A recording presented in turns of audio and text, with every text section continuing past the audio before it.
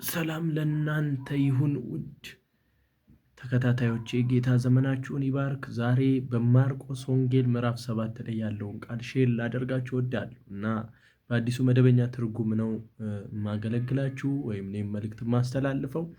ኢየሱስ የአይሁድን ውጫዊ ስርዓት ተቃወመ በሚል የአይሁድን ውጫዊ ማንነታቸው፣ ውስጣዊ ሳይሆን ውጫዊ ማንነታቸውን ተቃወመ ይላል እና መጽሐፉ ሲናገር ቁጥር 1 ላይ እንዲህ ይላል፣ ከዚህ በኋላ ፈሪሳውያንና ከኢየሩሳሌም የመጡ አንዳንድ ጸሐፍት በዙሪያው ተሰበሰቡ፣ በክርስቶስ ዙሪያ ተሰበሰቡ። ከደቀ መዛሙርቱም አንዳንዶች ባልነጻ ማለት ባልታጠበ እጅ እንጀራ ሲበሉ አዩ። ፈሪሳውያንና አይሁድ ሁሉ የአባቶቻችን ወግ ለመጠበቅ ሲሉ በስርዓቱ መሰረት እጃቸውን በጥንቃቄ ሳይታጠቡ አይበሉምና ከገበያ ሲመለሱም ታጥበው ራሳቸውን ካላነጹ በስተቀር አይበሉም። እንዲሁም ዋንጫም፣ ማሰሮን፣ ሰሃንን፣ አልጋን እንደ ማጠብ ያሉት ሌሎች ወጎች ይጠብቃሉ።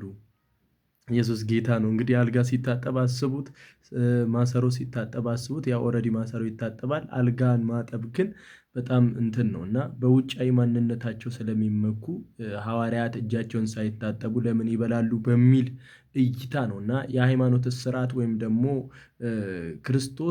ክርስቶስን ከሚቃወሙ ከነበሩት ወገኖች መካከል የተነሳ ይሄ የረብሻ ወይም ደግሞ ክርስቶስን ትምህርቱን አስተምህሮቱን ለመቃወም ሰበብ ሲፈልጉበት እንደነበረ በዚህ ቦታ ላይ ለማስረዳት ያክል ጌታ ኢየሱስ ክርስቶስ የተቃወመበትን መንገድ ይናገራል እና ፈሪሳውያንና ጸሐፍትም ደቀ መዛሙርቱ እንደ አባቶቻችን ወግ መኖር ፈንታ ባልታጠበ እጃቸው ለምን ይበላሉ ብለው ጠየቁት። ለምን እጃቸውን እንደ አባቶቻችን ታጥበው ለምን አይበሉም? በመታጠብ መንግስተ ሰማያት የሚገባ ይመስላችኋል እና በመታጠብ የሆነ ነገር የነጻ ይመስላችኋል። ግን ኢየሱስ ክርስቶስ የሚያወራቸው ስለ ውጫዊ መታጠብ ሳይሆን ስለ ውስጣዊ መታጠብ፣ ያ ደግሞ በመንፈስ ቅዱስ እንዲታጠቡ መንፈስ እንዲያበራላቸው ኢየሱስ ክርስቶስ ይናገር ነበር እና ከፈሪሳውያንና ከጸሐፍት ደቀ መዛሙርቱ እንደ አባቶች ወግ በመኖር ፈንታ ባልታጠበ እጃቸው ለምን እንጀራ ይበላሉ ብለው ጠየቁት። እርሱም እንዲህ ሲል መለሰ፣ ኢሳይያስ ስለ እናንተ ስለ ግብዞች በትክክል ተንብዮ፣ ኢሳይያስ እንግዲህ የ700 ዓመት በፊት ትንቢት ኢየሱስ ክርስቶስ እዚህ ጋር እየተናገረ ነው።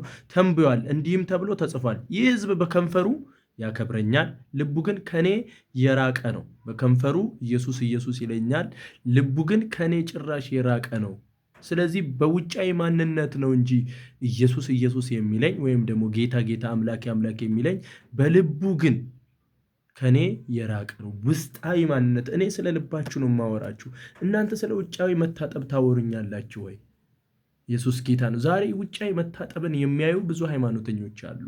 በቁስ ነገር በሚታይ በግድግዳ በግንብ በሚያስቡ ግን ውስጥ ሲገባ ባዶ የሆኑ እና ጌታ በውጫዊ ነገር አይደለም በውስጣዊ ማንነታችን ነው የሚያውቀን። ለዛ ነው ዳዊትን መጣና እንደ ልቤ ያለው። ውጫዊ ማንነቱን የዳዊትን እግዚአብሔር ቢያይ ኖሮ ዳዊት ዋጋ የሚከፍል ሰው ነበር፣ መዝሙረኛው ዳዊት ማለት ነው።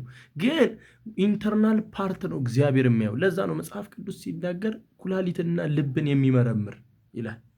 ኩላሊትንና ልብን የሚመረምረው የልብን ሐሳብ ሰው ሊያውቅ አይችልም፣ እግዚአብሔር ግን የልብን ሐሳብ ያውቃል ይላል መጽሐፍ ቅዱስ ሲናገር። ኢየሱስ ጌታ ነው። ስለዚህ ኢየሱስ ምን አለ? ይህ ሕዝብ በከንፈሩ ያከብረኛል፣ ልቡ ግን ከኔ የራቀ ነው፣ በከንቱ ያመልከኛል። ትምህርታቸውም ሰው ሰራሽ ስርዓት ብቻ ነው። ሰው ሰራሽ ሜዲን ሰው የሆነ ትምህርታቸው ሰው ሰራሽ ነው። ትምህርታቸው መለኮት ሲሆን ሲገባው ስለ አብ፣ ስለ ወልድ፣ ስለ መንፈስ ቅዱስ የሚገልጥ ትምህርትን ማስተማር እያለባቸው ትምህርታቸው ስለ ኢየሱስ ብቻ ማስተማር እያለባቸው፣ እነዚህ ሰዎች ግን ትምህርታቸው የሰው ስርዓት። ኢየሱስ ጌታን አይታችኋል። አብዛኛው ጊዜ በኦርቶዶክስ ቤተክርስቲያን ላይ የሰው ስርዓት ትምህርት ነው የምትመለከቱት። እነ ክርስቶስ ሳምራን፣ እነ አርሴማን፣ እነ ጊዮርጊስን ትልልቅ ብትመለከቱ በቃ ትልልቅ ሰፊ ቦታ የሚሰጣቸው የሚገበርላቸው፣ ዕጣን ጧፍ ምን የተለያየ የሚጭስላቸው የሚቃጠልላቸው፣ ህዝብ ስዕል ፊት የሚንበረከክለት የሰው ሰራሽ ትምህርት ነው። በዘመናችንም ሰው ሰራሽ ትምህርት አለ። በጨረቃም በኮከብም የሚያመልኩ ሰዎች አሉ እና በጣም ግልጹ ልንነጋገር ያስፈልጋል። ባይብልም በደንብ ማወቅና መረዳት፣ ባይብል ስለ ሁሉ ነገር ኢየሱስ ክርስቶስ ሁሉንም ነገር ገልጦት ስለሄደ ባይብላችን የሚናገረውን ነገር ሁሉ እግዚአብሔርን ማምለክ ወይም ደግሞ መገናኘት ያለብን ዮሐንስ ወንጌል ምዕራፍ 4 ቁጥር 4 ላይ ሲናገር እግዚአብሔር መንፈስ ነው፣ የሚሰግዱለትም በእውነትና በመንፈስ ሊሰግዱለት ምን ይላል ይገባል ተብሎ ተጽፏል። እግዚአብሔርን በእውነትና በመንፈስ ነው የምታገኙት። በእውነትና በመንፈስ እግዚአብሔር የሚገኘው። አያችሁ፣ ምድራዊ የሆነ ቁስ ነገር እንኳን አንድ ዋይፋይ ራውተር ከአንድ ስልክ ጋር እንኳን ይገናኛል፣ ከሰርቨር ጋር እንኳን ይገናኛል። አንድ ብሉቱዝ ከስልክ ወደ ስልክ ጋር ይገናኛል። አንድ ብሉቱዝ ከአንድ ስልክ ወደ ስፒከር ጋር ይገናኛል። መሀል ላይ የሚገናኝበትን ሰዎች መረዳት ባልቻሉበት እሱን ሳይረዱ አገናኝተው ግን ብዙ ነገር ያደርጋሉ። በምድራዊ ቁስ እንኳን ከተገናኘ እንዴት እኛ የሰማይ አባታችንን ማግኘት ይከብደን? ስለዚህ ኢየሱስ ክርስቶስ በዚህ ቦታ በማርቆስ ምዕራፍ 7 ላይ የሚናገረው የፈሪሳውያንና የጸሐፍት ግብዝነት በውጫዊ ነገር ማመናቸው፣ እሱ ግን ውስጣዊ ነገርን እንደሚያይ በልባቸው ብዙ ነገር ያደርጋሉ። በልባቸው መጥፎ ነው፣ የውሸት ነው። ግን በውጫዊ ኢየሱስ ጌታ እግዚአብሔር ይላሉ እና እግዚአብሔር ትላላችሁ እንጂ ውስጣችሁ ባዶ ነው። ልባችሁ ባዶ ነው። ልባችሁ ከኔ የራቀ ነው፣ እኔ የለሁበትም ይላቸዋል። እና አስተምሮታችሁም የሰው ስርዓት ነው። ሰው ይበዛዋል፣ ሰው ስጋ ለባሽ ይበዛዋል። እና ኢየሱስ ክርስቶስ ደግሞ ስጋ ቢለብስም ፍጹም አምላክ ፍጹም ሰው ነው። ሞትን ግን ድል አድርጎ ተነስቷል። ስጋው ሊገኝ አልቻለም። ለዛ ነው ስጋው መበስበስን አላየም ተብሎ እንደተጻፈ። መበስበስን ያላየ ብቸኛ ስጋ የክርስቶስ ኢየሱስ ነው። ጥምጣሙ እንደተጠመጠመ ወጥቶ የሄደ ጌታ፣ በትንሣኤ መንፈስ የተነሳ ጌታ፣ አብ የትንሣኤውን መንፈስ በላከለት ጊዜ ያ ነፍሱን ስጋውን መንፈሱን ሁሉ የተነሳ ብቸኛ ጌታ ኢየሱስ ክርስቶስ ብቻ። ኢየሱስ ጌታ ነው። ብዙዎች ሞተው ቀርተዋል። ብዙዎች ኃያላን ሞተው አፈር በልቷቸው ቀርተዋል። ገና ምጽአትን ይጠብቃል። ኢየሱስ ጌታ ደግሞ እንዲህ አላቸው፣ የራሳችሁን ወግ ለመጠበቅ ስትሉ የእግዚአብሔር ትእዛዝ የምትተዉ ዘዴ አላችሁ። የራሳችሁ ወግ ለመጠበቅ ስትሉ የእግዚአብሔርን ትእዛዝ ለመተው ዘዴን ማዕከል ታደርጋላችሁ። እናንተ ማትነኩትን ወይም ደግሞ የእግዚአብሔርን ሕግ ለመጣስ ለእናንተ በሚመች ሆድ አምላኩ ይሏል፣ ለእናንተ በሚመች መልኩ ሕጉን ታጣምሙታላችሁ እያላቸው ነው። ከዛስ ሙሴ አባትና እናትን አክብር፣ አባቱን ወይም እናቱን የሚሰድብ ፈጽሞ ይሙት ብሎ ነበርና፣ እናንተ ግን አንድ ሰው አባቱን ወይም እናቱን ከኔ ማግኘት የሚገባውን እርዳታ ሁሉ ቁርባን ይኸው መባ አድርጌያለሁ ብላችሁ እናንተ ይህ ሰው ለአባቱ ሆነ ለእናቱ ከዚህ በኋላ ምንም ነገር እንዲያደርግ አትፈቅዱለትም። ስለዚህ ለትውልድ በምታስተላልፉት ወግ ወንጌል ሳይሆን ወግ የእግዚአብሔር ቃል ትሽራላችሁ። ለወጋችሁ ስትሉ እግዚአብሔር የተናገረውን የሕጉን ምዕራፍ ትዘጋላችሁ።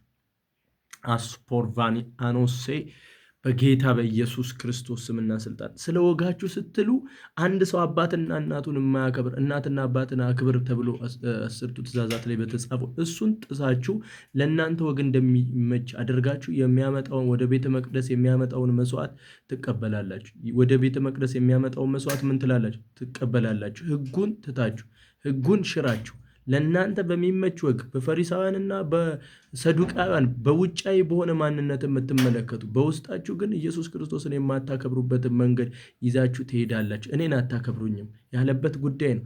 አንድ ሰው አጥፍቶ እንኳን ስለ ወጋችሁ ስትሉ ጥፋት ተሰርያለች ተትቶልሃል የምትሉ ናችሁ እያለ ይናገራል። ደግሞም ኢየሱስ ሕዝቡን ወደ እርሱ ጠርቶ እንዲህ አላቸው። ኢየሱስ ሕዝቡን ሲያስጠነቅቃቸው ስሙኝ። አሁን ላይ ይህንን ድምፅ የምትሰሙ ሕዝቦች እንድትጠነቀቁ ኢየሱስ ክርስቶስ ሕዝቡን ምን እንዳላቸው ስሙ። ይህንን ሕዝብ ስለሚሰማው ይህን ድምፅ እንዲህ አላቸው፣ ሁላችሁም አስተውሉ። ይህን የምትሰሙ ሁላችሁም አስተውሉ። ኢየሱስም ሕዝቡን ጠርቶ ሁላችሁም አስተውሉ። ከውጭ ወደ ውስጥ ገብቶ ሰውን የሚያረክሰው አንዳች ነገር የለም። ከውጭ ወደ ውስጥ ገብቶ የሚያረክሰው አንዳች ነገር የለም። ይልቁንስ ሰውን የሚያረክሰው ከራሱ ወደ ውጭ የሚያወጣው ነገር ነው። ከራሱ ከውስጥ ወደ ውጭ የሚያወጣው ነገር የሚናገረው ክፉ ነገር እሱ ሰውን ምን ይለዋል? ያረክሰዋል። ሰሚ ጆሮ ያለው ቢኖር